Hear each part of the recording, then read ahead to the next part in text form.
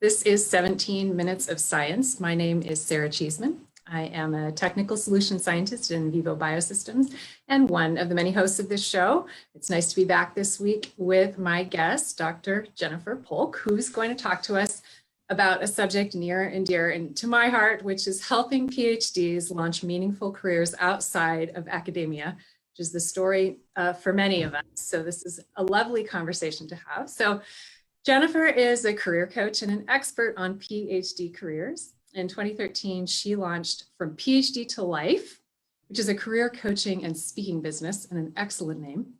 Jen co-founded Beyond the Professoriate in 2014, and she exited that business in 2020. And she writes on graduate education and careers for doctoral degree holders. She's a guest speaker at university campuses and academic professional settings, and on 17 Minutes of Science. In North America and beyond. And she has a PhD in history from the University of Toronto. And I'm going to turn it over to Jen to say a few minutes about herself, or a few moments to say something about herself. I'm turning on the timer. And here we go, 17 minutes. Yeah, awesome. Thank you so much, everyone, for having me. I'm excited to be here and talk to scientists. I've just come from talking to scientists about online networking, and I'm very online these days. So I'm happy to I'm happy to be online in different contexts, and I'm happy to engage with anyone at my various From PhD to Life platforms. Thank you. Yeah, well, we're glad to have you, and maybe we can touch on that online networking in our last moments. But before we talk about the end, let's talk about the beginning, which is I would love to hear about a mentor that inspired you to this career path that you're now on, guiding others. Yeah, awesome. So as you mentioned, and sorry, I'm still learning how to use this semi-fancy mic.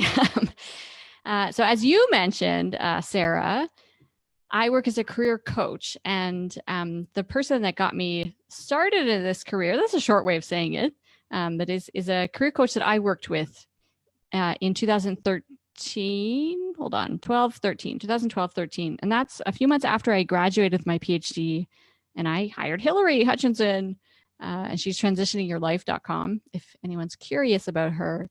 And from the very first conversation I had about her, where I gave her my lament, which is, oh, I have a PhD and I don't know. And I may or may not have used the word loser.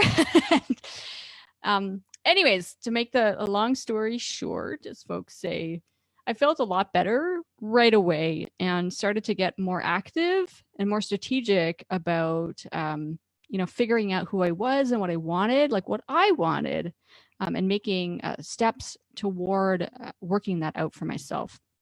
And she inspired me to investigate coaching and eventually to take coaching classes. And I don't work with her kind of intensively the way I did, for a few months years ago. But she's still someone that inspires me to show up for my clients and do good work and keep creating new and different things. It's so important that mentors can help us find a way we didn't even imagine was possible. So it sounds like perhaps what you're describing is through that journey of discovery for yourself, you ended up going down that road with her because she blazed that trail. Is that when you sort of realized, I think I could do this work? Yeah. And I remember it took me, I'm smiling because it took me a few weeks to work up the courage to be like, I think I kind of maybe want to do what you do. And she was like, great, you'd be great at this. I wasn't going to be great at it right that very second. But I learned about coaching. I read books. I did informational interviews with coaches. I explored different coaching programs. I signed up for one. I took courses, et cetera, et cetera. And so, yes. I think I think she was right. She clearly was right because you've been very successful. And so now you have both frames of reference, being the PhD on the quest and now being the person who's supporting those people find their way. If you could give a piece of advice to a PhD who's questioning where they want their career to go, what would you say to them? Yeah, I think a really important question to ask yourself is, what do you want? And who are you? And those sound like super simple, kind of glib questions, but they're really important, and they're ones that folks skip or they don't spend enough time with. And I'm not talking here like job titles. Like, forget job titles.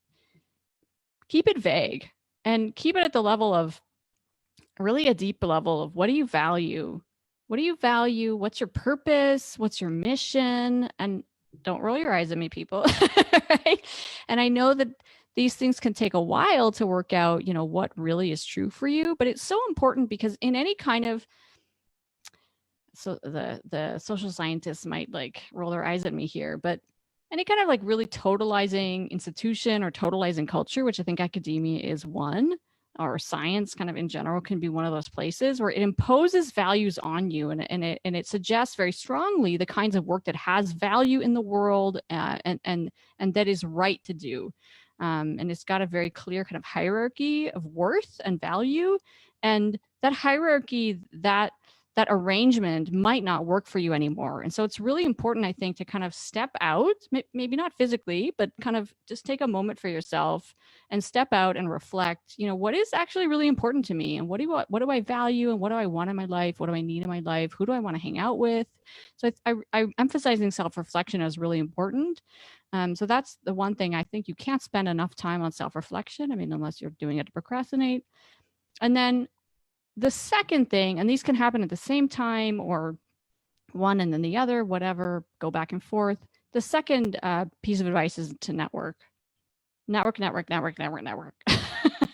can say more about that, but yeah. Yeah, let's talk about that a little more later because I couldn't agree more. Do you find, just reflecting on something you said, do you find that when you raise that work, so to speak, with your clients that you're helping along the way, they're surprised when you ask them that? Has anybody asked them that before as to what do you want? Who do you want to be? Who do you want to hang out with? Kind of those broader questions. That's surprising. Yeah, I mean, I think folks are used to the version of the question where the answer is, I want to be a professor. So, but that's not what I mean. And it is a hard question when I talk with clients or potential clients. One of the big questions I ask them is, what is your next? What do you want next? What does it look like? And that's really a challenging question for a lot of people to answer. And sometimes, a lot of the time the answer is, I don't know. And I say, that's okay. You don't have to know. That's cool. But say, what do you know about it? What do you know about it? And keep it vague, right? Keep it vague. What is true about it? Even if a lot of the details are fuzzy.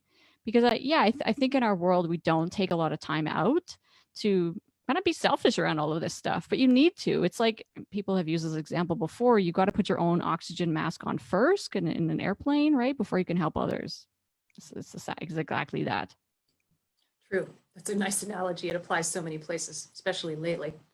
And do you find that specifically, you're a historian by training, but when you're working with science-minded types who, we tend to be by nature somewhat analytical, struggle with this? Is it harder for scientists versus non-scientists? I'm curious. I wouldn't say so. Different people like different kinds of strategies and tools, exercises, and approaches to this. So, for example, some of my clients literally draw things out, right? Awesome. And others are really down with making like vision board type stuff. That's cool. That's fantastic. And others, and maybe more the scientific set, love spreadsheets. Spreadsheets and filtering and like all sorts of fancy stuff that I can't necessarily do in Excel, but it's really not all that complicated. But yeah, and I'm down with that. Like, great, make it into a spreadsheet, like set your filters, like do all of that. That's really cool. So there's lots of different approaches to doing this, but the bottom line is, yeah, figure out what are your, what am I trying to say here? I forget the word, but yeah, figure out your shit. All right. So a question just came in from the audience, and I want to read this because I think this is an excellent one, but I'm going to be scrolling, so bear with me. So with your focus on PhDs, what do you wish non-academic employers knew to help them find, hire, nurture new employees fresh from their PhD programs? Okay. What do I wish employers knew about PhDs? Right. Wow, that is a lot. There's a lot to say to that, but let me see what comes to mind for me. So I wish employers knew that PhDs come from, they might not, but they might come from an environment where they are used to doing everything largely on their own. Again, that's not going to be true of everybody. And I think that PhDs, especially if they're new on the job in a workplace setting, that's not going to be true of everybody. There are a lot of workplace norms that they're not aware of, that they're not used to. And the fact that of their unawareness might end up looking like bad behavior, but the intention is not that. It's just that they can come out of a very different work culture. So I guess the short answer is for employers to give new hires, especially if they're newer to the workplace or that type of workplace, some grace, and to provide them with some mentorship that can be informal around. I mean, it's almost in some ways what you would expect employers to do with an intern, because what we want employers to do with interns is to provide them with an experience, a little bit of a cultural immersion into workplace norms and professionalization. Now, PhDs are not interns, right? I mean, I'm not saying that, but there was a little bit of, yeah, you might be 40, but this is a different style of workplace culture. Does that make sense, Sarah? Yeah, it's a very good point. I mean, because depending on how long someone has been in an academic lane, they just may not have had exposure to that or an opportunity to do those things and connected with people who've walked in those shoes. So yeah, I'm brainstorming with you. I like the pairing up with people that may be able to support them as they transition into that new environment.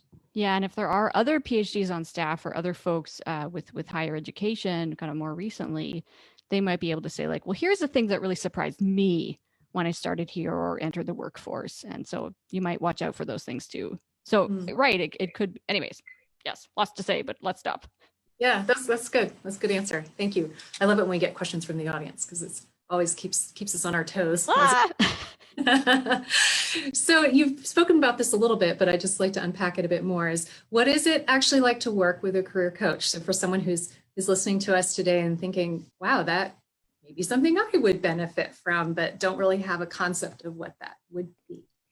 Yeah, so every person that you would work with can be a bit different. And so here's my style is laughing. I say that I tell clients I do my best work when I ask questions and then I shut up and listen. Now, that's to put it very simply. But yeah, that is one thing that you can expect if you work with me, that in general, I'm going to ask questions. And I'm going to ask questions that are open questions. So questions that are not leading questions, right, generally, and don't assume a particular answer, and that I'm not going to judge. And so coaching is about providing a space. My style is about providing a space for clients, for you to figure out what's important to you and what you need, and to strategize and make plans with me who's not in your life otherwise. And I don't care. I mean, I care about you showing up in the world in a way that makes the most sense for you. But what that looks like specifically, I don't care, right? And I don't know. So that's what my version is. It's providing an opportunity for you to reflect and refine and to make plans and to then do the work that you need to do the work. And that's the difference, I think, between coaching and consulting, put it bluntly, is that coaches facilitate clients making transformation for themselves, whereas consultants provide expert advice. Yes, that is a great distinction because nobody can do all of that for you because it's your life. So that leads me to the next question, which is, what are your favorite resources you like to point people to, especially if they're kind of at the beginning of this journey of questioning where they're headed? Yeah, so there's a lot of different kinds of things that folks can explore. I think, honestly, a great book that I think is really useful for people to look at is What Color is Your Parachute? It is a weird one because it is written for everybody. It is written for everybody. And it's been around a while. Yeah, I think he wrote the first version of that in the 70s. Right? Then it's the core principles must still hold true. Exactly. And it is available secondhand. I mean, if you can get any edition that was published in the last 10 years, it's fine. All right. No big changes. What I really like about that book, and I think it's fair to say that almost everyone out there talking about careers riffs on stuff that's in What Color is Your Parachute to a certain extent. I mean, it was really influential. been really influential is it really does focus first. It's like you first. You come first. Like, who are you? What do you want? What are you good at? What are you energized by? When do you feel successful? And those are just such critical questions. And there's tons of really great exercises in there. So that's like kind of the one thing I would say. There's plenty of other things that I might recommend to folks, but that's a great place to start. Okay, tried and true. We will, I'm noting to our producer on the other side of the show, we will put up a link to Jen's website because she does have some great resources. So people who are curious can go study her curated list and see what else is on there. It's pretty rich. So we're in 2 more minutes. We're kind of getting to the end. So quickly, I wanted to know, would you do your PhD again? Oh, Sarah. Yeah, I mean, that's tricky. If I could go back to my former self, which of course we can't, but if I could go back, she wouldn't listen to me, but I would really encourage her to say, figure out what you want out of this. Figure out what you want out of this. I'm not saying don't do it, but get really clear for yourself on what you want and decide that it's your life and it's your career and demand what you need out of it. And if you can't get what you need out of it, then you can make changes. And if those changes mean that you cannot do a PhD, that's fine. That's fine. But this is your life and you're in charge. And so, act like it. Okay, fair answer. And the beautiful thing about knowledge is it is yours to keep and no one can ever take that from you. So yeah, that's something I like to think about too. Yeah, no regrets, but but an interesting journey nonetheless. Okay, so in the last minute, I'm curious if you could speak quickly to networking in the era we're in, which we were, before getting on this show, we were talking about what you had just done this morning, and it's different. Yeah, I think it's really important. I mean, I'll just repeat something I just said. Something different is assume that you have a right to be involved in the conversation because you do. Right? Assume that you have something to contribute to the conversation and have something to learn from it. So if you start from that assumption that, you're here to play, right? Then act like it. And you can do that online. You can do that one-on-one. You can do it in small groups. You can do it on your own. You can do it in collaboration with other people. So I think it all starts from this assumption that yeah, you're a part of the conversation. And if that's your assumption for networking, it's so much easier because it's just inviting people to be in the conversation with you back. How fun. Mm-hmm. Yeah. Does that make any sense for scientists? It does. I mean, especially if you can put that twist on it. And then there's just navigating a digital way that we're doing this more, which for some people probably feels quite unfamiliar. Yeah, but welcome, man. It's really fun. It's really fun. The internet is a great, terrible, but great place. And, we got to get used to it, right? Here goes the alarm. Whoop. Because this is how it's going to be for a while. So I guess we'll sharpen our skills and gain new ones. Yeah. And thank you to networking. Yes. I am here on your show. Yeah. Look at that. I mean, we wouldn't have done this for so many reasons, it wouldn't have happened unless we're in the moment we're in. But 17 minutes flies by when you're having fun.